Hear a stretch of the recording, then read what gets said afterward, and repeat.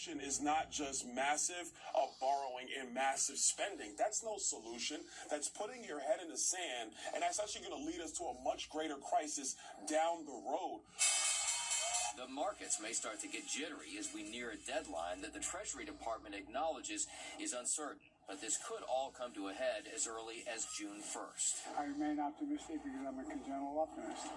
But I really think there's a desire on their part as well as ours to reach agreement. I think we'll be able to do it. But this is going to get tight. Even if this meeting happens at the White House tomorrow, the president is hoping to leave the very next day for the G7 meeting in Japan, a trip he may have to cancel if this isn't resolved.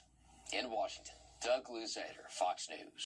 From Red Cross, which I maybe have in the other race kit. These maps are quite interesting. I should hold up the QR code for you so that you can actually, as the other gentlemen are talking, I'll pull out the maps, and then when I come back, I'll put it up for you. These maps are highly detailed.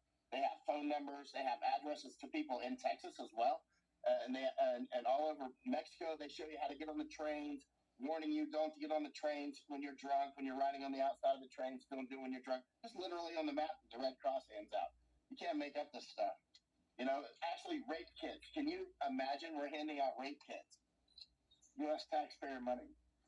Amazing. All right, we've got to take a short break right now, and then we will be back with more because there's a lot more to talk about. So they're moving, trying to avoid where the violence is. Right now, due to the violence going on just behind me, it just started last week, that's pushing the migrants now, even though so many have been here in these camps, specifically Haitians and Africans, it's pushing the others now wanting to go back to El Paso and Del Rio. So what's happening on the Mexico side, the daily, as I call, tripwires and triggers taking place, determine where a lot of these people are crossing, and from that, how much these cartels and smugglers will charge. The other part of this is very important to the folks out there listening, is the charges are different. You know, it doesn't matter. You know, sometimes it's just across that border. Sometimes it's to get all the way to the northern part of the United States and all the way through Mexico. So if anyone stands in front of you and tells you, here's the price, here's how much it really costs, you need to know that there are so many networks now, dark networks, who are moving these people now, not only all around the world, throughout our country. You know, and that's one of the major tripwires that has been missed here by the U.S. intelligence agency. As these cartels are building relationships with state actors and non-state actors, the world has shifted on us in the last 2 years. And we've got to look at them now as global operations that have dark networks that have to be taken down because, you know, in the last 6 months, just so your audience is aware, at the southwest border, there's been over 1 million people apprehended by just border control alone. Over 70,400 unaccompanied alien children in this country. So the cartels are now working with countries from around the world. Over 161 countries have been documented crossing at our southern border. So they've built relationships now with countries all around the world that they didn't have even previously. So we're really talking about transnational organizations here. Victor, can you tell us a little bit more about, obviously these migrants must not have the kind of money that they're paying out. So how are they paying the cartels and what are they now beholden to do for them? How does that work? And I'll expand on kind of what Jason alluded to because smuggling and trafficking are two very different crimes. You know, the smuggling, the alien pays a one-time fee to be, he pays that amount to be entered and smuggled into the United States of America. The trafficking victim is exploited sexually or for labor reasons here. What we're seeing now is the shift from smuggling to trafficking where, and I'll give you an example, I interviewed a Nicaraguan national, a 23-year-old kid, seemed to be nice, didn't appear to have any criminal history, but he said he owed the cartel $8,500 that he didn't pay him. He's going to go to Minneapolis and has to pay him $1,000 a month. And if he's late with that payment, it's a $300 penalty.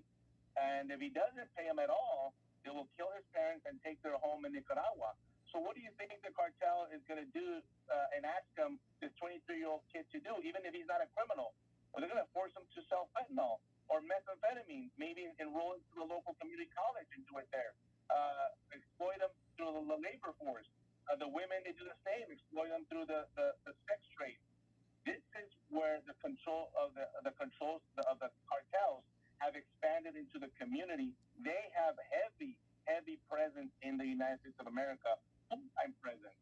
And I'm telling you because I speak to the police departments, to the chiefs, to the sheriffs all over the country, and they have seen the impact in their criminal justice system. They're like, what the heck is going on in Bozeman, Montana, or in South Dakota, where they didn't have this problem a couple of years ago, and now they're having to deal with the crime directly related to the open borders and illegal immigration. Humanitarian permits every hour. There's a whole bunch more coming. President Biden on Sunday acknowledged the drop in illegal border crossers and said he hopes the number continues to go down. Well, we have a lot more work to do. We need some more help from the Congress as well in terms of funding and legislative changes. House Republicans recently approved a sweeping border security bill that House Speaker Kevin McCarthy says is the strongest the country has ever seen. President Biden has warned he'll veto the bill if it makes it to his desk, in the unlikely case that it passes the Democrat-controlled Senate.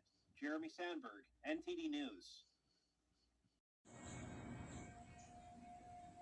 I'm a child of God and the devil himself. Which one would you like to meet?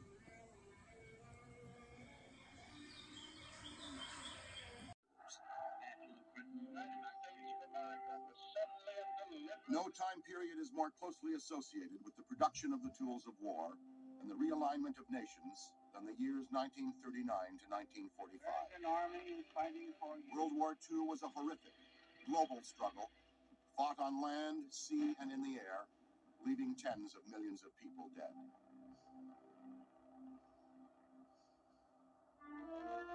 Decades have passed since the end of the Second World War, but the question of what future generations will take away from history's most destructive conflict remains. What do the relics of the war say to us today? How will they be interpreted 100 years from now? What do the people who once wore these uniforms and clothing as combatants, victims, and survivors want us to know about their own personal role in World War II? There is a place for those who desire to find answers to these questions. The journey leads to a location that offers a very personal understanding of the true impact of the Second World War.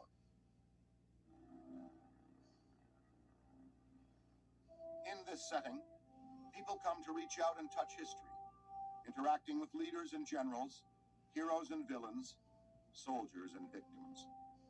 They also connect with the relics of war, both awe-inspiringly large and ingeniously small. More than 6,000 original World War II artifacts are on display here, with no political correctness or agenda present. Based on the objects alone, visitors are encouraged to come away from this place with their own view of the true reality of World War II. Not how we see it today, but in the context of the 30s and 40s, when the anxiety of a world at war was all too real.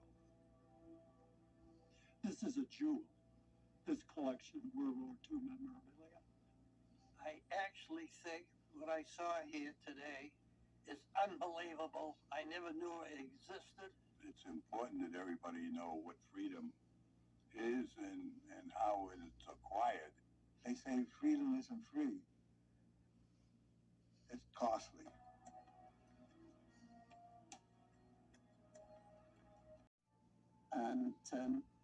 And it was, the doors were boarded up and the Jews had sort of disappeared.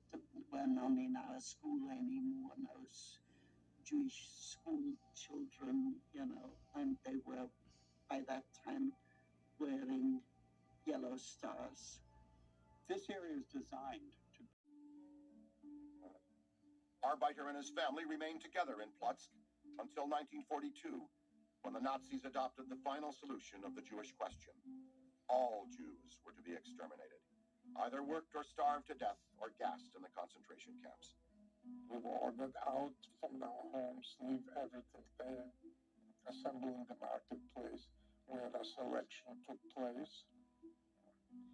At the young and those that were capable to work were taken on one side, the very young and the elderly selected on the other side.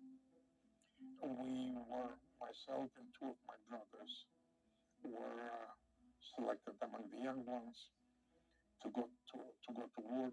My parents, my father, my mother, and my 7-year-old brother was sent to a death camp to Treblinka, and they are murdered by Gazek, cremated.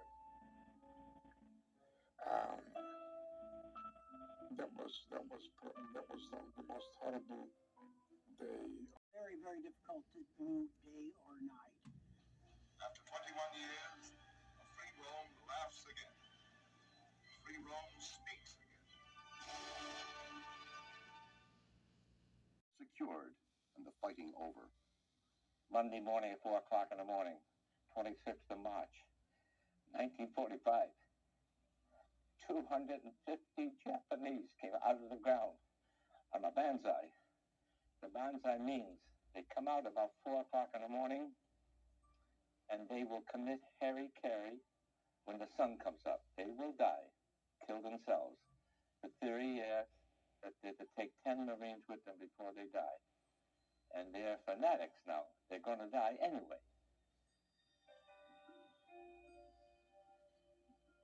Arthur Erdman, my senior, got up and said, Sam, you stay with the gun. Can't leave the gun alone in the foxhole. I'll go out and see what's going on. He didn't move about 10 feet away. He was hit with the saber by a Jap. I put the 2 cartridges into my rifle, M1, fired twice. I hit him, but he kept coming and fell on top of me. And I had to use a K-bar, but I really didn't know what I was doing. But I fought him off, and I survived, here by the grace of God.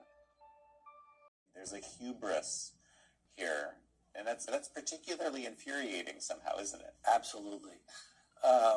Condescension, and I've always probably had a very thin skin for people condescending to me. I mean, one of the nice things that my parents did in general was they talked to us as sentient beings almost from the beginning.